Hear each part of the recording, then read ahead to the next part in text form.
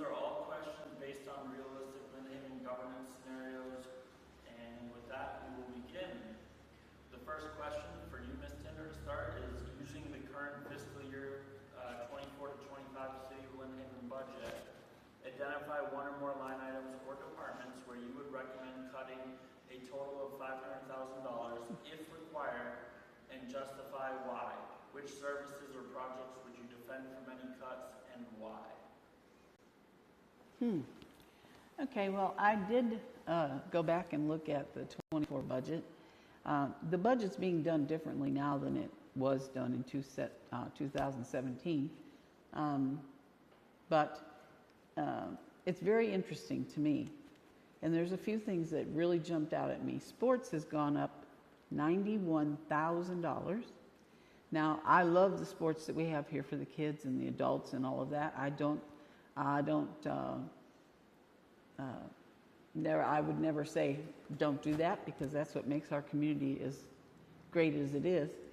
But that's just one thing I saw. And the other thing I saw was fuel. Fuel went up huge percentages, almost in every department. That threw me off. But I have to tell you, the one that I think should be explored and really investigated is the health insurance. Health insurance, if you're an employee at the City of Lynn Haven, I've been told by employees they cannot even afford family coverage. Now, that's over the top for me, because obviously if you have a family of 4 or 5, that's a lot of money. We changed health insurances when Michael White was still here to a firm that he used when he was out at Gulf Coast. No discussion, no nothing. It just changed. And that group was in Tallahassee. I can still remember the day they came to write everybody up. Employees were not happy campers about the whole thing. I actually went to the city manager after that and asked for the phone number and the name of the insurance company so that I could call and have a conversation with them. Not only would she not give me the phone number, she wouldn't even give me the name. And I was told that I could go in and talk to Jennifer Hodges. She would dial the number and she would get them on the phone, and I could ask them anything I wanted. In that meeting, when they switched insurances, the person in charge sat up at the mic and said, with this insurance, it doesn't matter whether you carry a gun or a pen. And that was her exact words. It doesn't matter if you carry a gun or a pen. I find that very odd, because I've had insurance. I have insurance friends that go, no, everybody's in a category. If you're at risk of getting shot or stepping on a pen, your rates will be totally different. Sorry, the lighting. Yeah, 30 seconds left. Oh. So, well, how did it go on? Oh, I'm sorry, I shouldn't say that. It's automated lighting. Okay. So anyway, the insurance is a real hard one for me to swallow. I would love to hear an answer why it's such a secret that nobody can know. And the cost of it, costs are very high on it.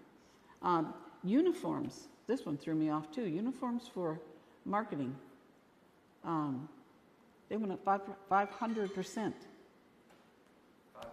Yeah, I don't know why marketing's wearing uniforms, but Time, yeah. okay. Do you need the question repeated? No, I don't think so. So, obviously no one wants to think about a scenario where budget cuts, especially ones equaling $500,000, are necessary. And frankly, my answer depends on whether this is a short-term cut and the conditions that necessitated them, or if it were a long-term cut in terms of like a systemic change to what the city needed to do to operate.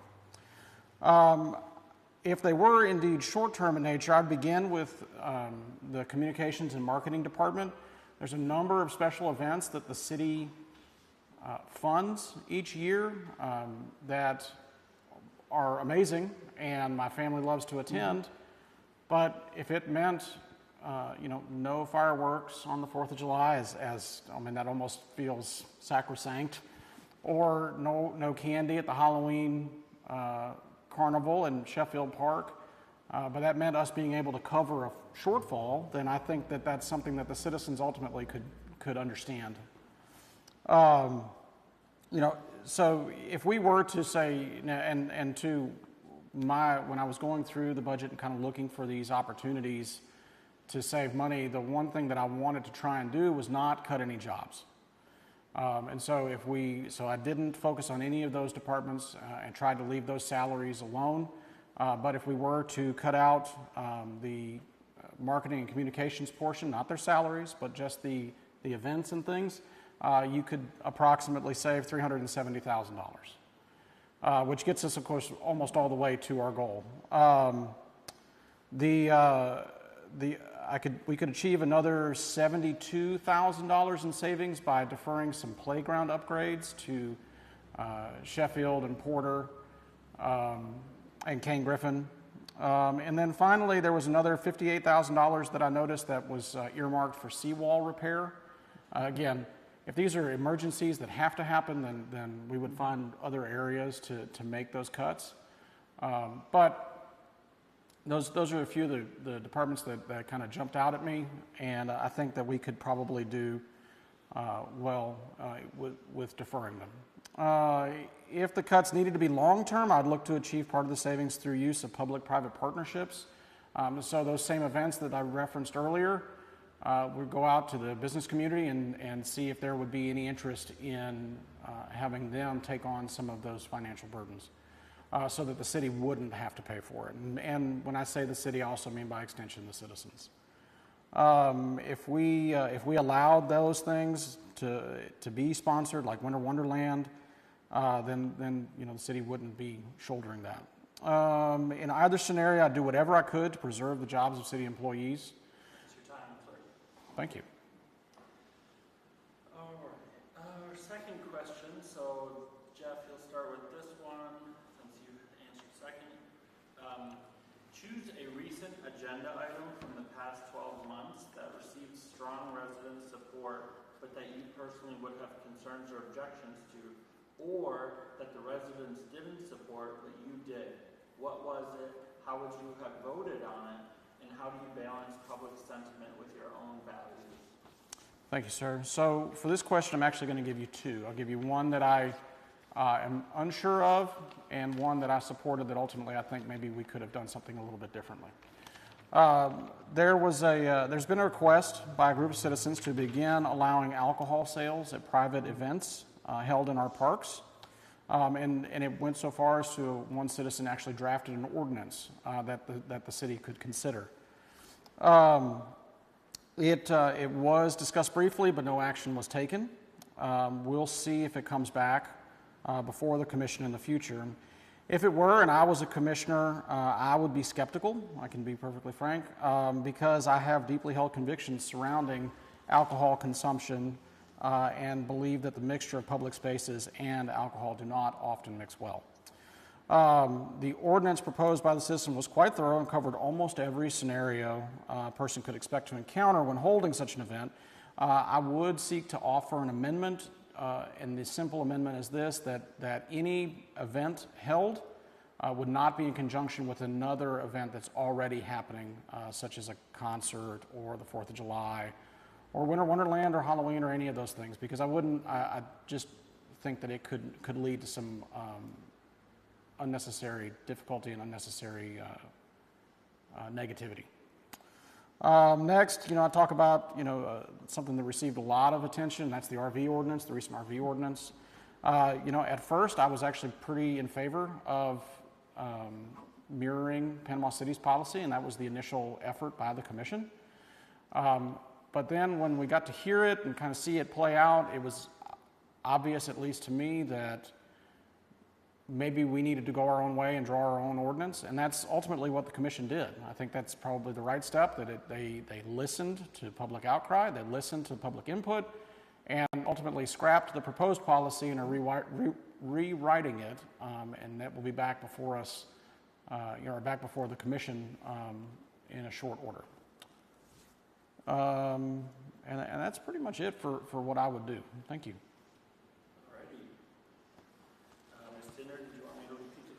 No,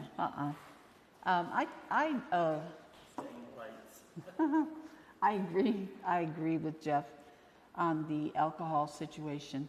A few years back, there was some kind of ordinance written, and if you were going to have alcohol, you had to get permission.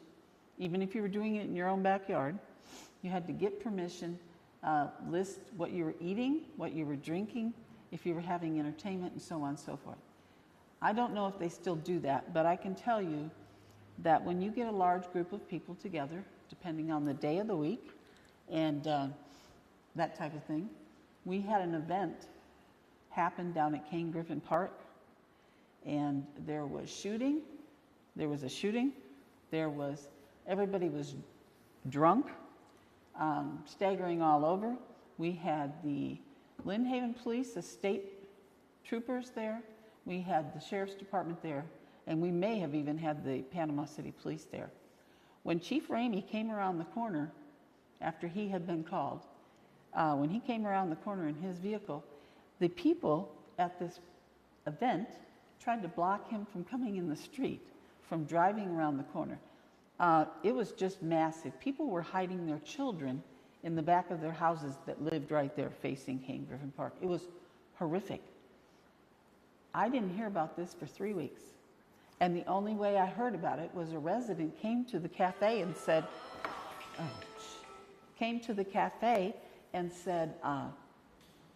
were you at that event? I said, no, I don't even know what you're talking about. And it turns out that there was a shooting, and nobody wanted to admit this in the commission meeting.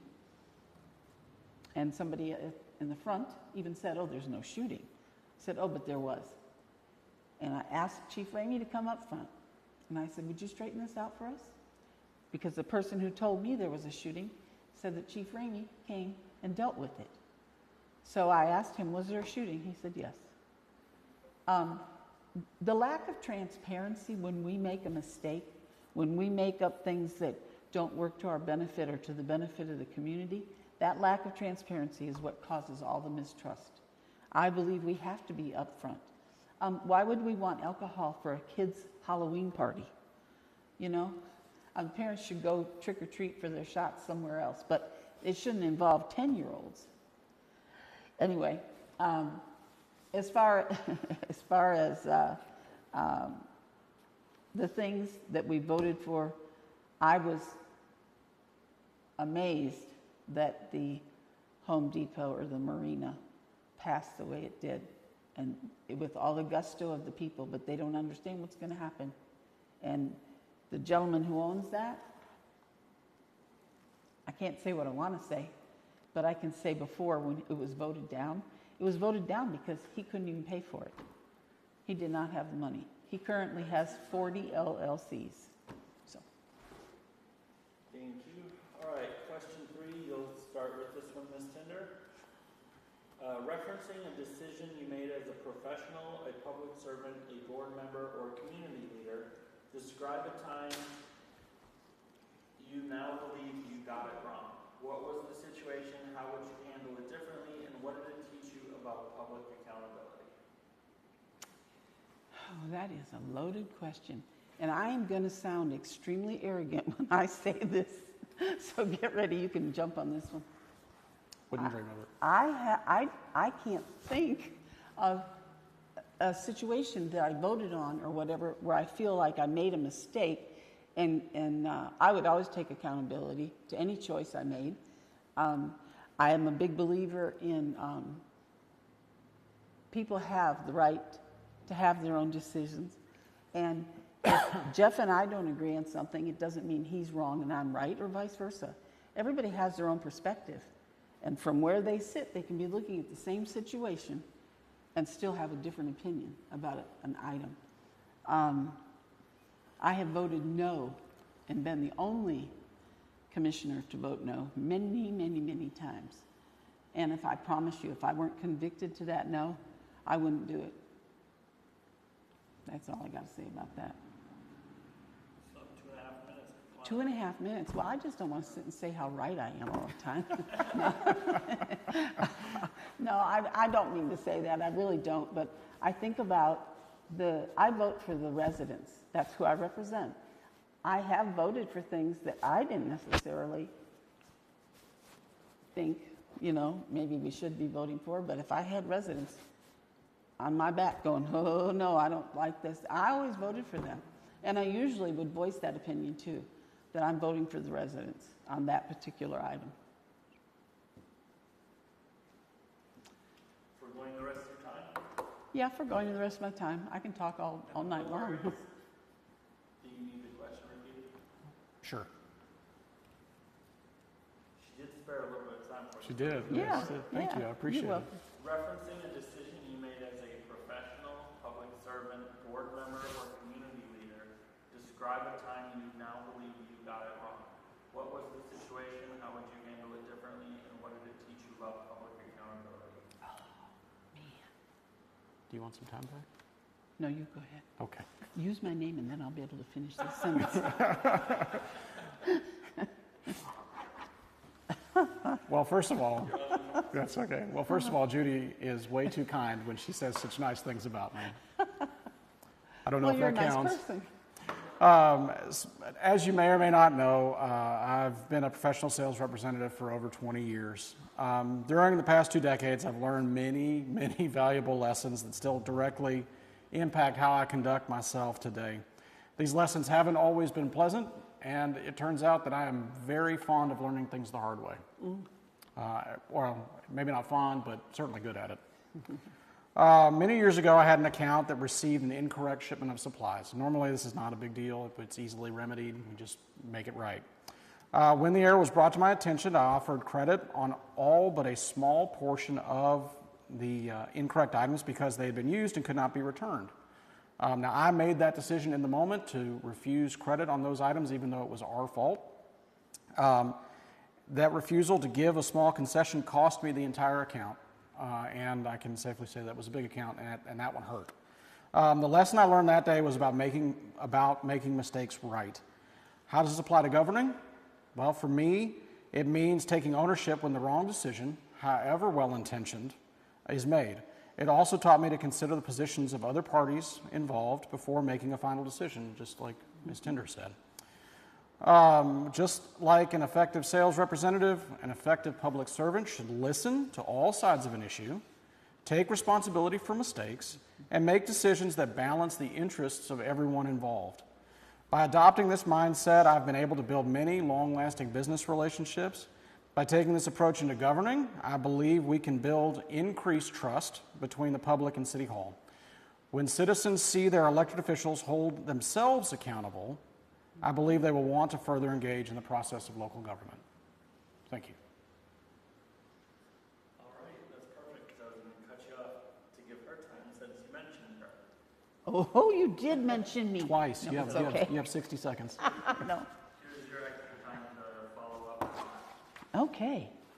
All right. I did not, the one thing I wrote down for the last question is how I would have handled it differently. I have to say that it's probably been a couple of years ago now, I would say. We were at a commission meeting, and I remember it vividly because I had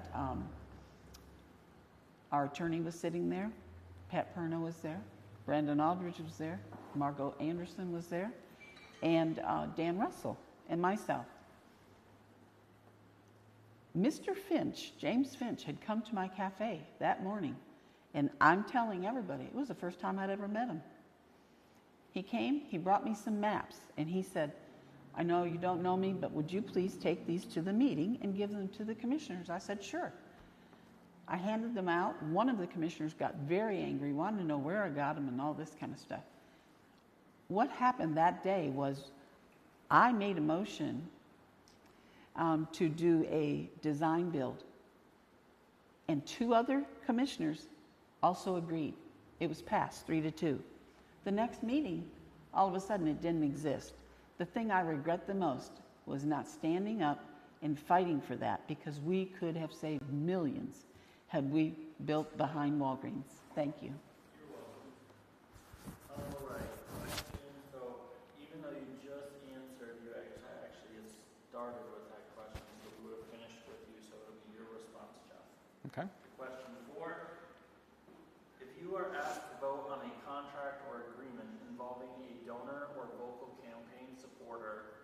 What specific city or state ethics policies apply? How will you ensure transparency, and what steps would you take to prevent the appearance of favoritism? So the specific policies regarding ethics of elected officials is covered under Chapter 10, Section 112, Part 3 of the Florida statutes.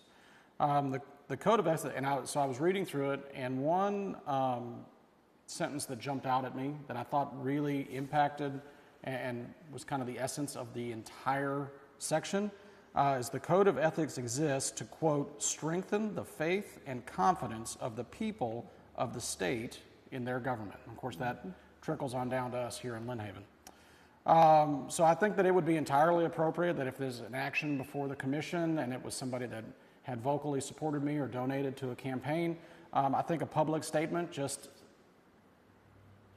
merely, expressing my neutrality and the fact that any action would not be given undue consideration or favoritism would be entirely appropriate.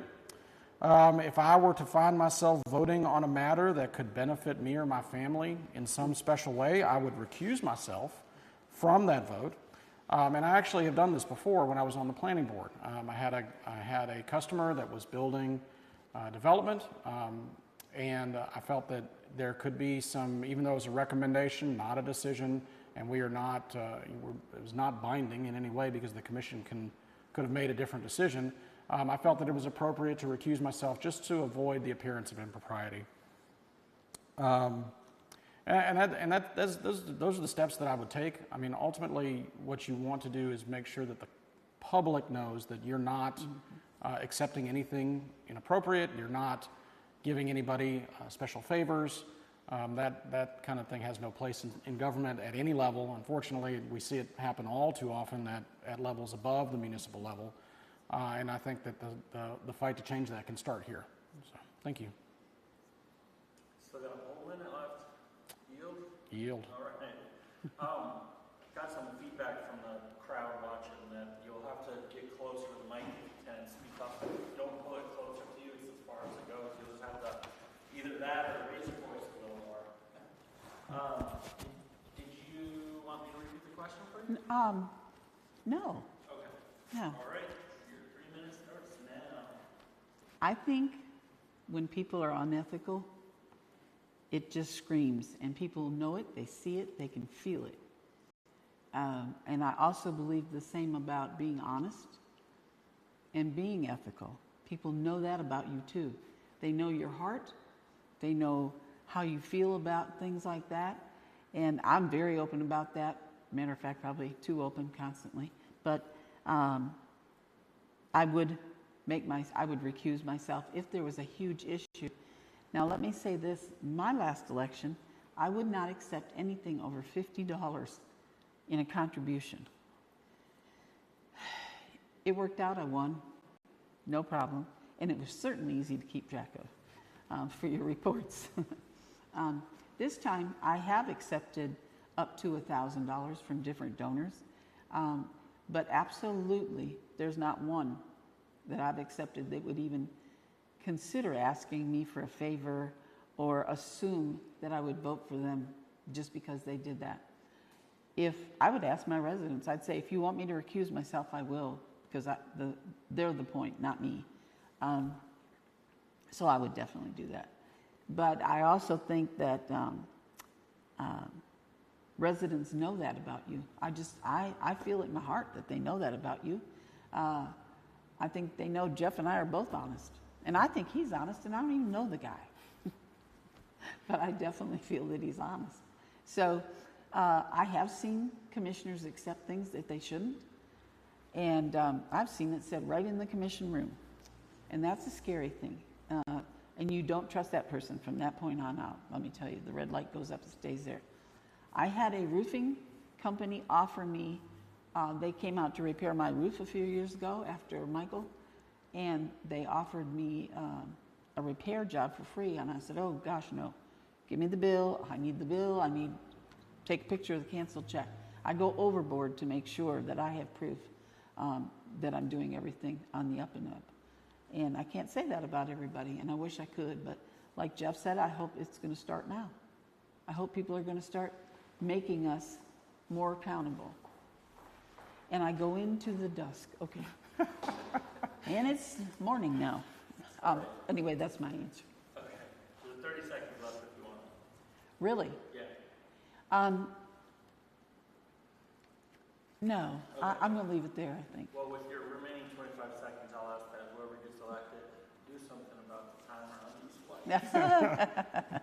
It'll be It's my just- first action. It's to save electricity is what it's there for, I think. My goodness. Ah. Stop. I'm so sorry. We're just trying to extend your auto. Well, I got a new phone and I don't even know how to turn the darn thing off. Let's see. So that you had answered question 4 first. So Yes. this will be your question 5, Judy. Oh, me? Yep. So, name a policy or recommendation from city staff within the past year that you believe may have been flawed, short-sighted, or controversial. If you disagree with such a policy as a commissioner, what process would you use to challenge it without undermining staff credibility?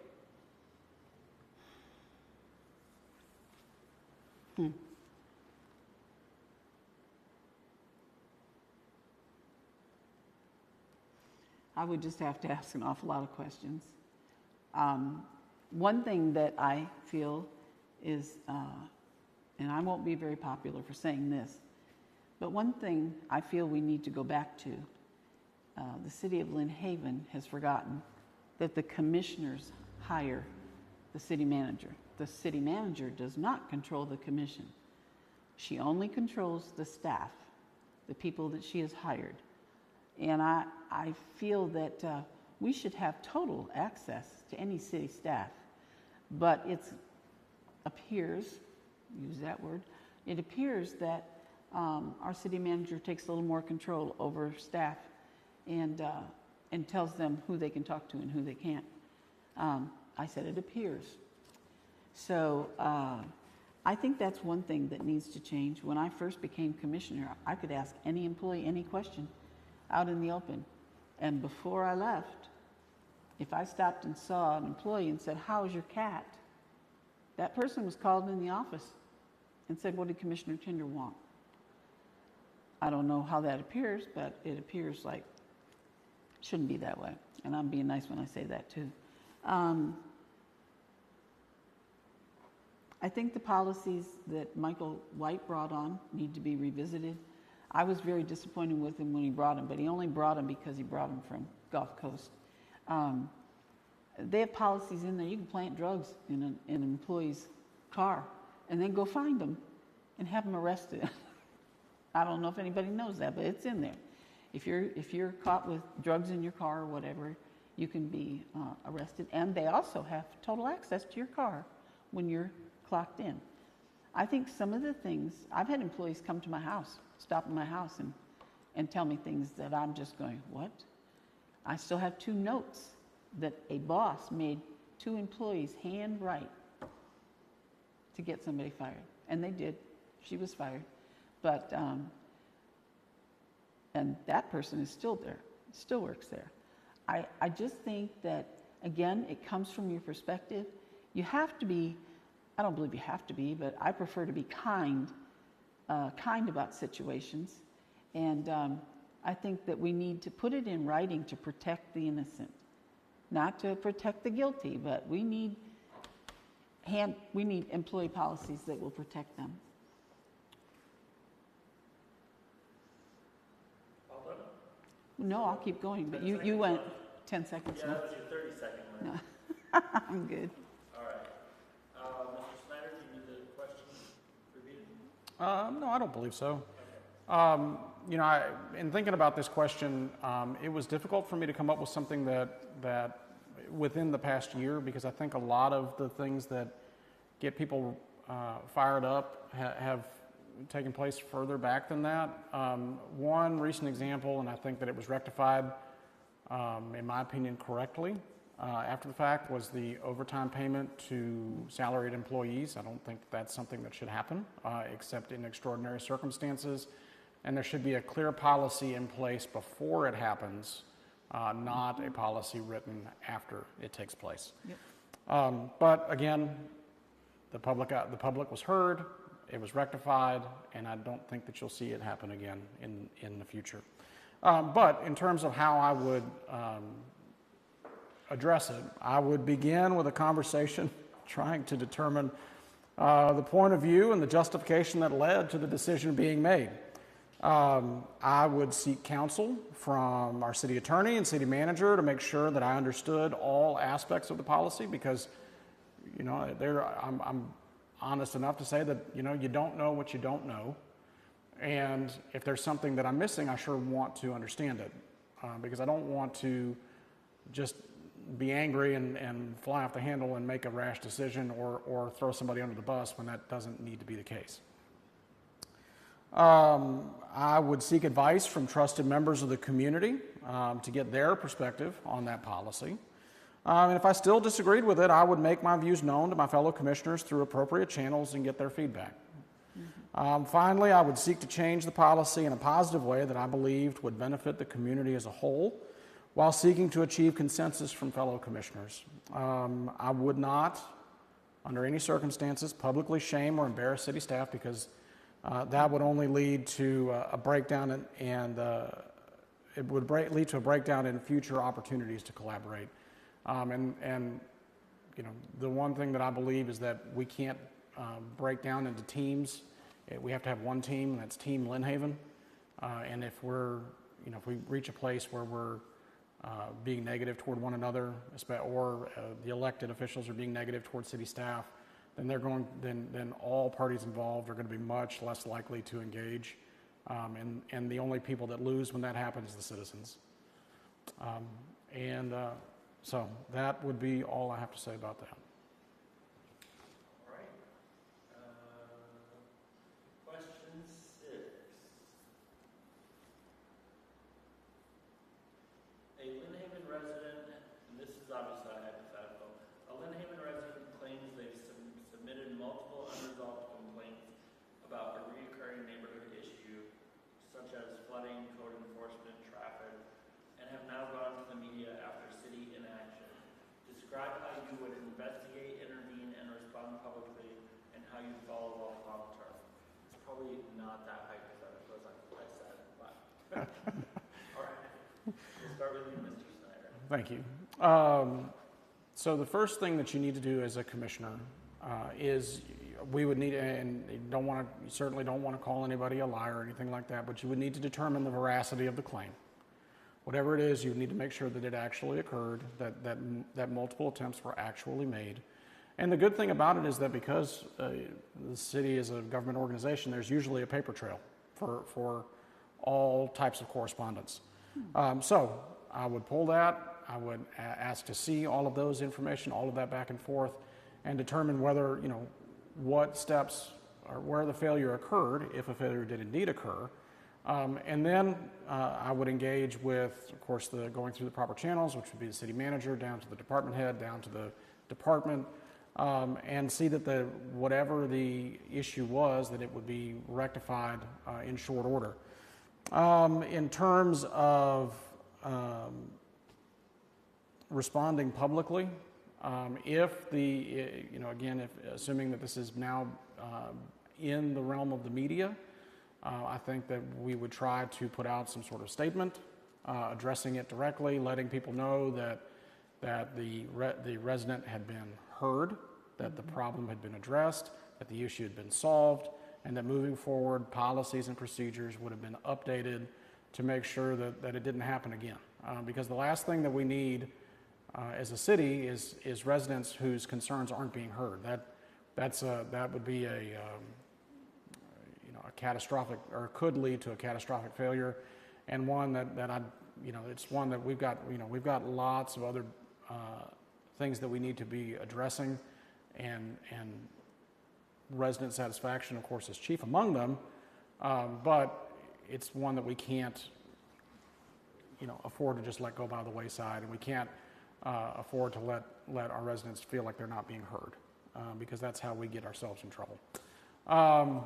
And that's pretty much how I would address it and the steps that I would take. All right, yielding 50 seconds. Tinder, would you like me to repeat it for you? No, I've got it. All right. I have to say this before I say anything. Jeff is so kind. He is so kind-hearted. I just want to smack you. No, no, I mean, you're just so kind the way you look at things. And I appreciate that. Not to throw you off, but no, I really but I do. know you want to be kind. It's obviously you are very kind. Not that I'm not kind, but I also have, I have no problem. He's swatting lights with his hat. And not that I have any problem with kindness. I'm all for kindness. I think I get that complaint all the time that people call City Hall, they don't get an answer, they get a recording. I got one today. I called looking for someone.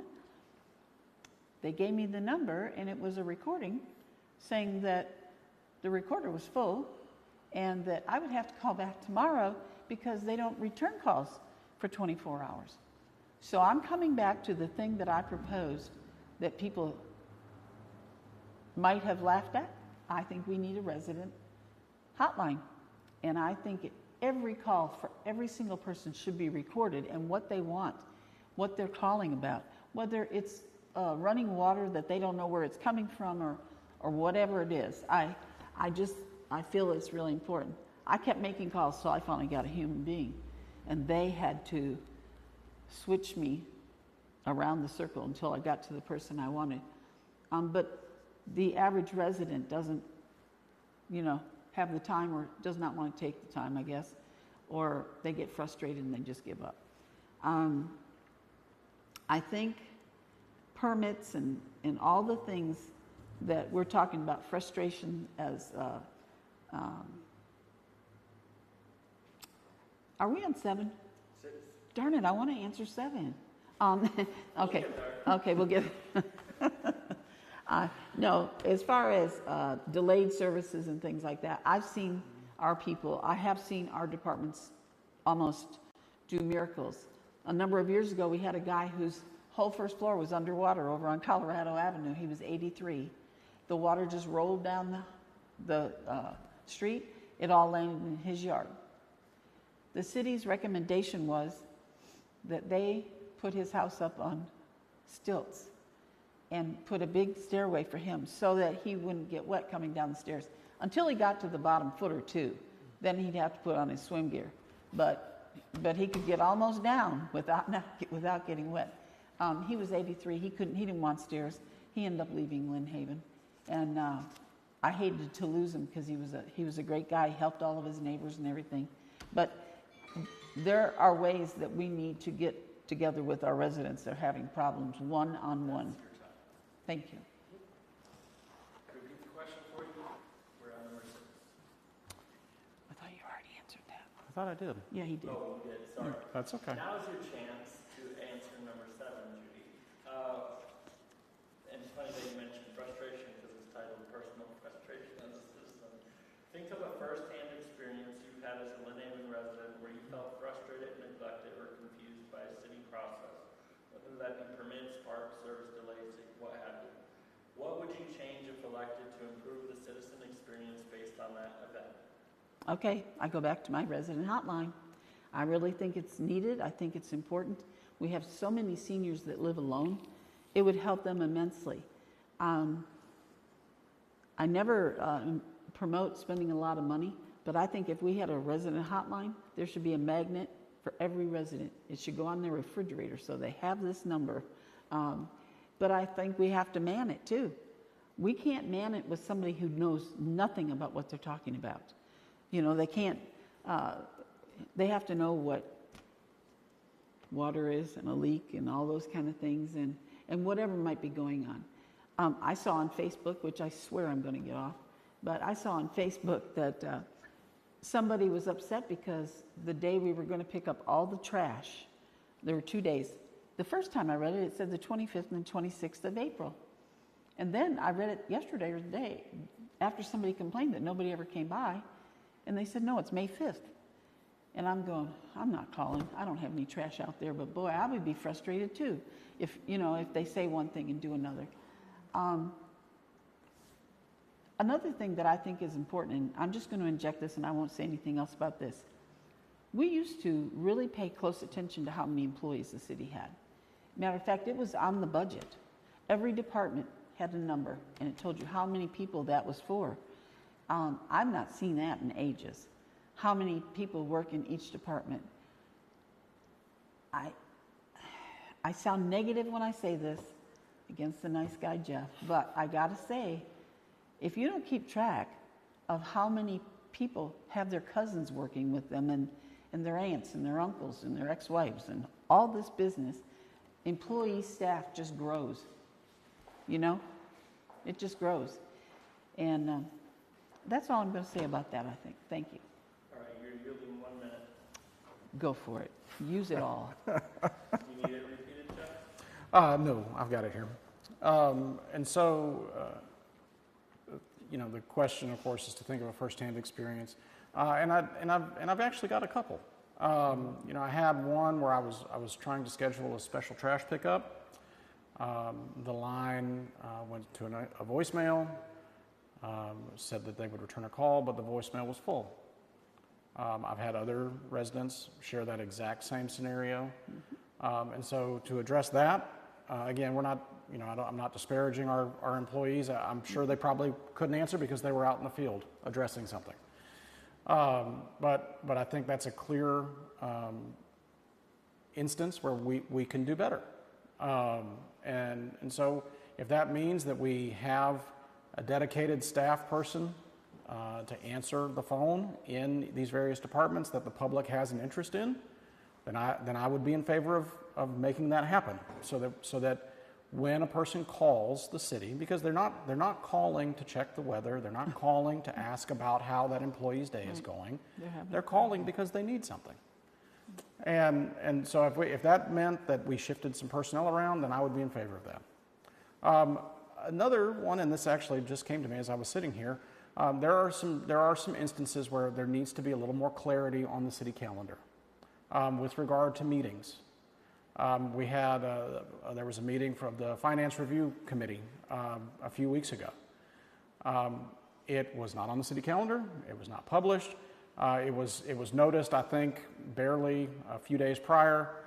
It was so undercover, in fact, that I had a commissioner reach out to me and want to know how I found out about it. And so that's certainly something that we can address. Clarity with the city calendar, clarity with meeting times, clarity with things that are going on, because people have an interest, they want to know, they want to attend. And I think that, again, this is not calling anybody out by name. This is just as a citizen looking at something and saying, you know what, I think we maybe can do that a little bit better. Because if I am frustrated about a special trash pickup, I know that other people are frustrated about a special trash pickup.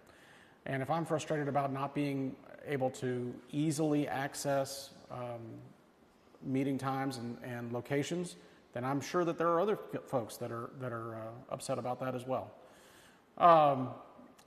You know, does that mean that Lynn Haven's a bad place, or does that mean that we're on the verge of collapse or anarchy? No, it doesn't mean that at all.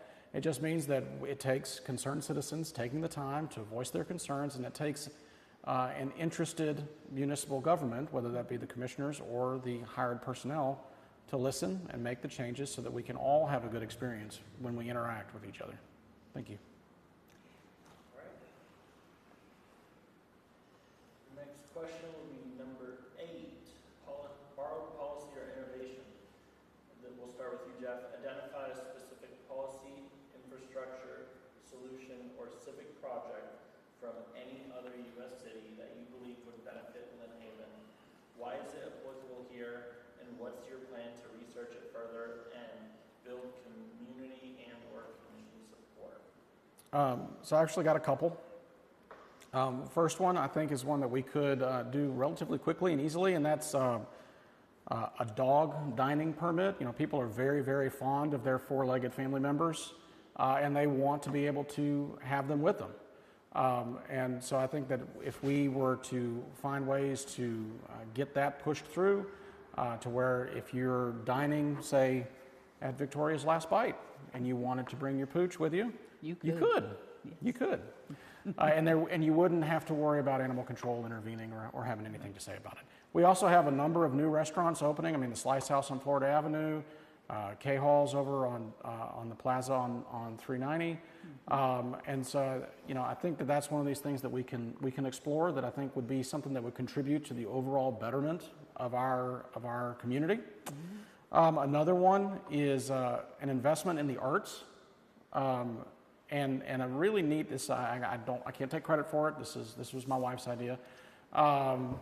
Is a mural that's actually a paint by numbers mural where we could have we could set even a contest or a way for different citizens to draw a number, and they got to paint that section of the mural. It could be, and it would be something, you know, she referenced even a parent guiding a child's hand as they painted their section, and it'd be something that would be neat for the entire community to get in on and get involved in. You know, I mean, I know Panama City has done, they've done a lot of the murals. I know they've got the dog dining permit, and so I think I would reach out to staff down there.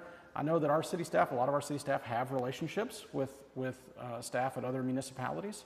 And so to lean on them and ask them to, you know, what worked, what didn't work, what policies are good, what policies maybe need improving, and then go from there, you know, because I mean, we're all in it together. You know, the goal is to make Bay County the best place that it can be. And so if we start working with our neighbors a little bit more, I think that's something that we could do to make Lynn Haven, you know, even better than it already is.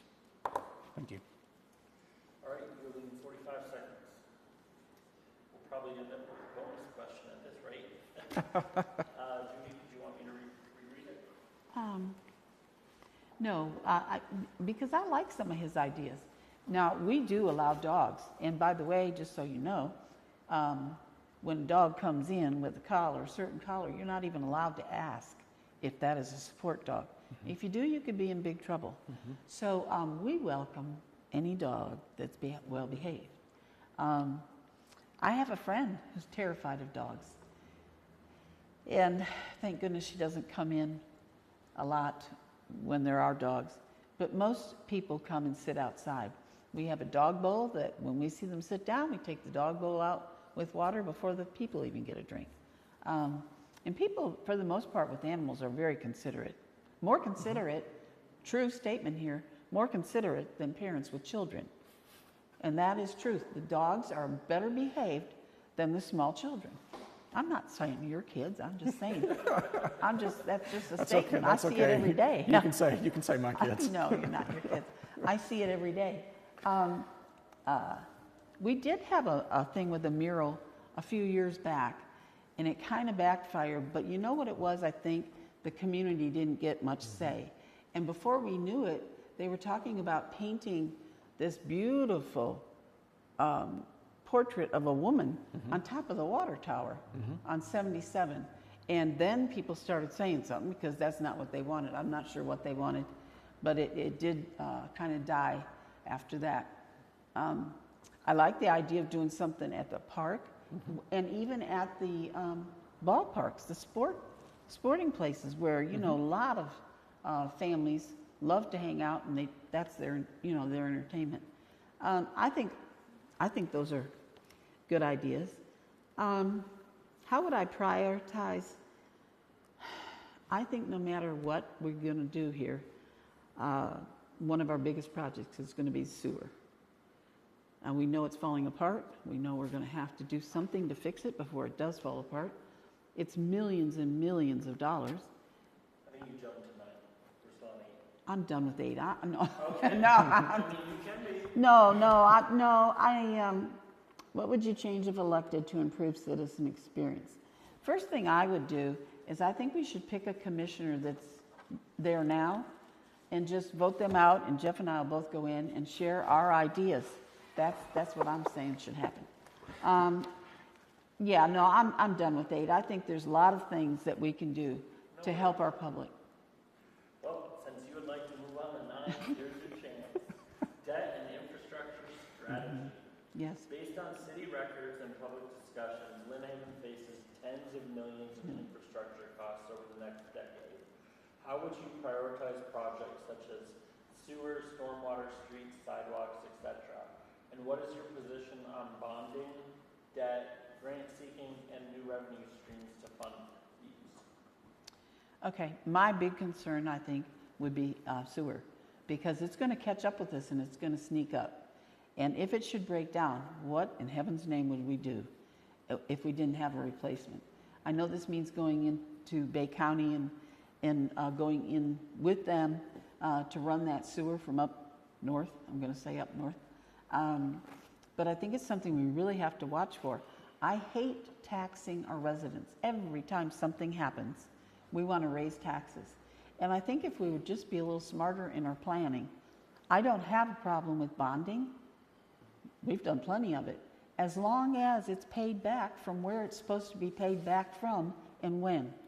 That's the big issue on bonding. But I think it's a good way. It's also, we should be writing grants every day. And I don't know how to do it, so I'm not saying it because I think it's easy. But I am saying I think we should be applying for grants constantly to help with these situations for our people. And I'm going to say this, and I believe I've said it in another little forum. I ran against Joseph Ashbrook in 2017. And the question was about stormwater. And Joseph, he was he was an older gentleman, older than me. And he sat there and he said, well, let me just say this about stormwater. I've been in this seat for over 20 years. Stormwater was the issue when I first took the seat 20 years ago. Stormwater is still the issue, and it's 20 years later. He said, we're at sea level. What do you expect? We're going to have stormwater issues. And he says, you're just going to have to get creative.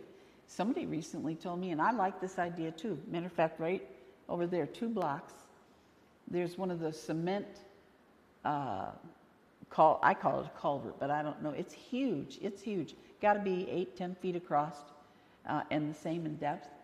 And I haven't seen any water issues back there since they put that in. And it goes the entire block. I just think there are ways to handle things, but I think we need to be realistic, but we need to do it gently. We don't need to come in like bombers going, okay, your taxes are going up 20% and you're going to help us get rid of sewage. That's not how to do it. We need to I know you want to be kind about it, and people like to say, there's no way around this and your taxes are going to go up. And people go, well, I think I'm leaving Lynn Haven tomorrow. And I've actually had people say, I'm moving. That, they say that, I'm moving. I'm getting so tired of having taxes go up every time I turn around. And I don't think that last little stint we did with the library helped at all either. I felt like we threatened the people with the library. You will like it, and you will have increased taxes. But anyway, yeah, that's all I have to say about, well, it's not all I have to say, but in this 3 minutes, it's all I have to say. All right. Mr. Snyder, would you like me to read this question off? If you wouldn't mind. All right.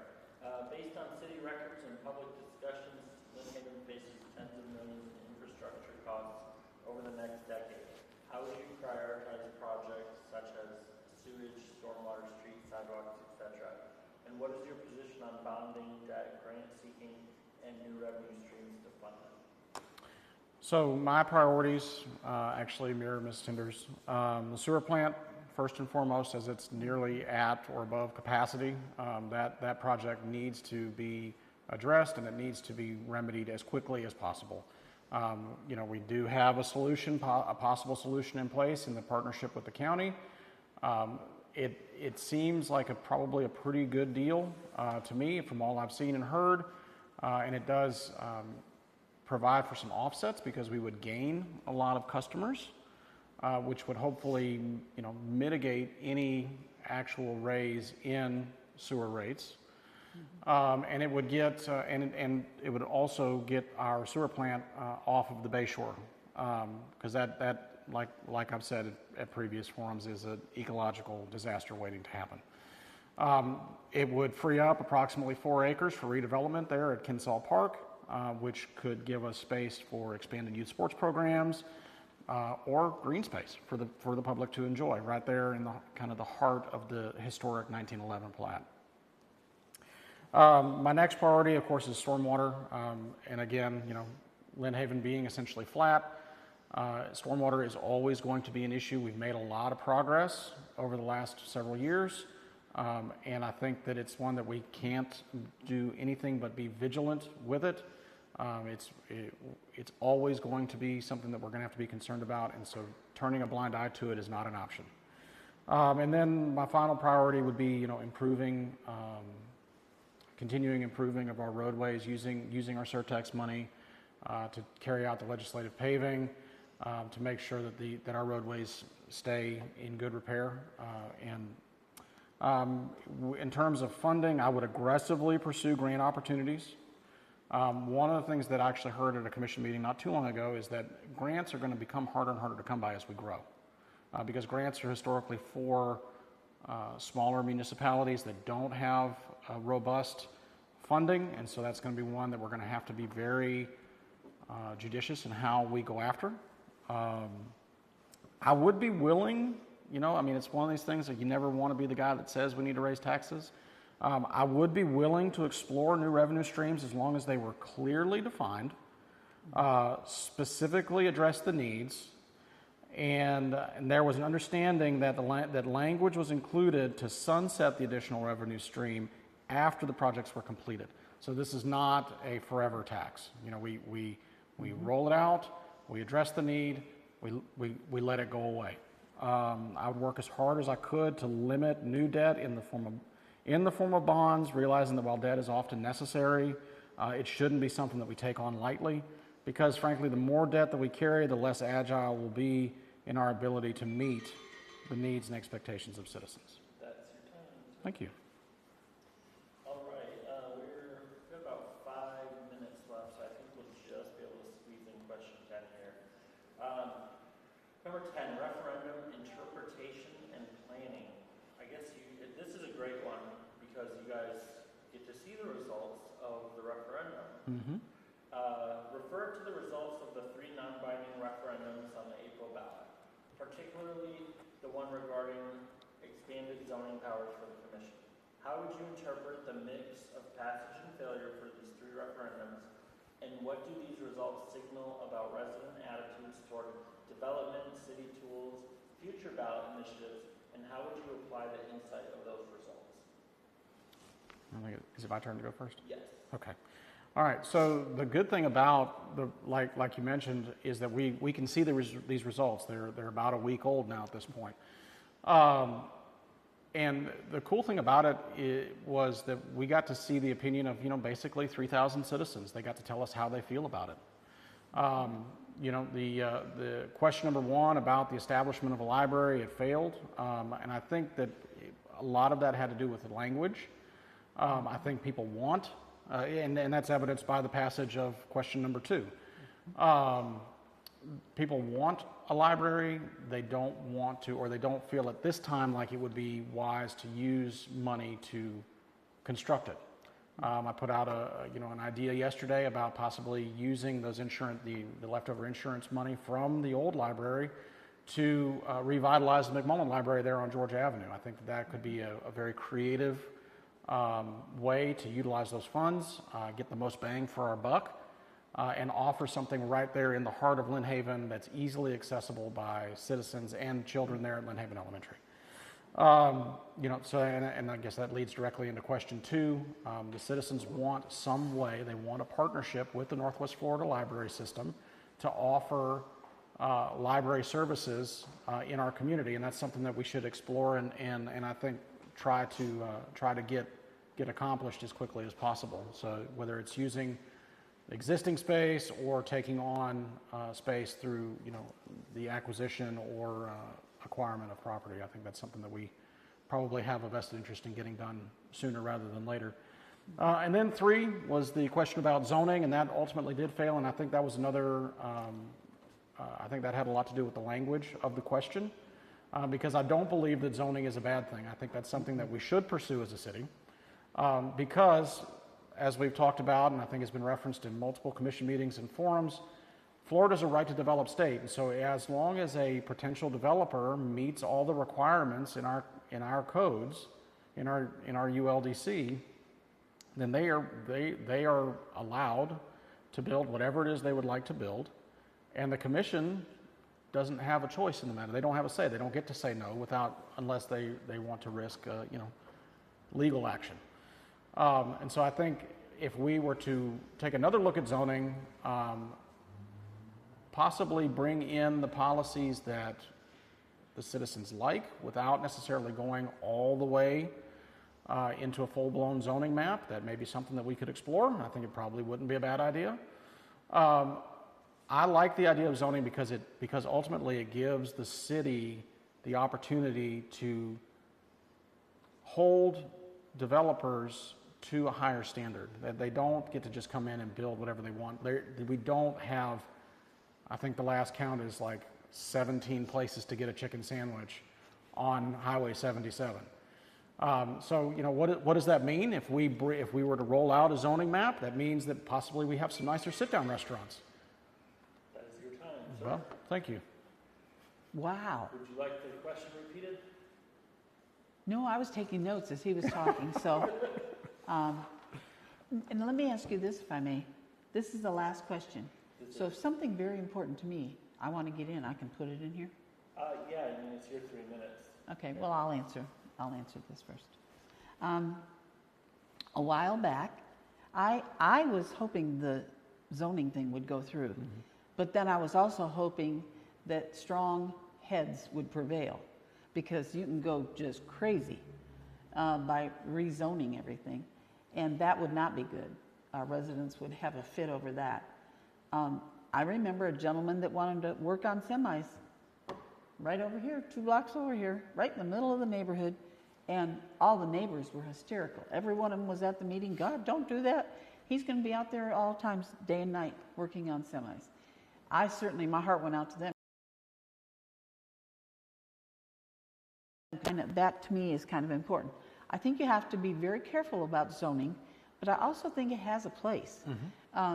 I remember when it was a big deal not to have a tattoo parlor on the corner of Florida and 9th Street, because it was 1 block from the school. And I said, now I wasn't asking for the tattoo parlor, but I said, what 8-year-old's going to walk in and put out a couple $100 for a tattoo on their way home from school? That didn't make sense to me, But anyway, there are different ways of looking at things, and I think it's important that we do. The other thing that I would like to put out there to the public, and I've talked to a lot of people about this, and I will say up front, Jamie Warwick loves this. I'm going to tell you that. Him and I have discussed this till we're blue in the face. I believe the pre-meetings that take place on Friday morning at 8 a.m. before the next meeting should be abolished. Thrown out completely. We have 6 or 7 commissioners and mayor and city manager and a handful, and I do mean a handful of residents that get up that early, and they've already had their breakfast and they just want to see what's going on. These pre-meetings are what is causing our lack of transparency to the public. I am 100% convinced, because they discuss everything that's going to happen at that next meeting, and then when we get to the meeting, nobody's got anything to say. But you could tell by everything they're saying, they've already had a discussion about it, and each commissioner knows where everybody stands. And to me, it's lack of transparency in the highest regard. We should not be pre-meeting with the other commissioners to decide how we're going to address the agenda. To me, that is just totally non-transparent. And that's all I have to say. And just on time. So, as the lights go out again, Yes. for probably the 10th time, that is our final question. We are right at the 1-hour mark, so I'll hold off from having any public questions. Obviously, this is available on my personal page. I've shared it into Lynn Haven Neighbors from there. WMBB has recorded the entire Q&A as well, so I believe they'll be running a story on it and posting it on WMBB's website. I appreciate you both for coming out and doing this and for the time. Just a reminder to the general public, early voting is May 12th to the 16th at the Lynn Haven Senior Center. That is from 8 to 5 daily. Voting date itself will be May 20th, and that will be from 7 a.m. to 7 p.m.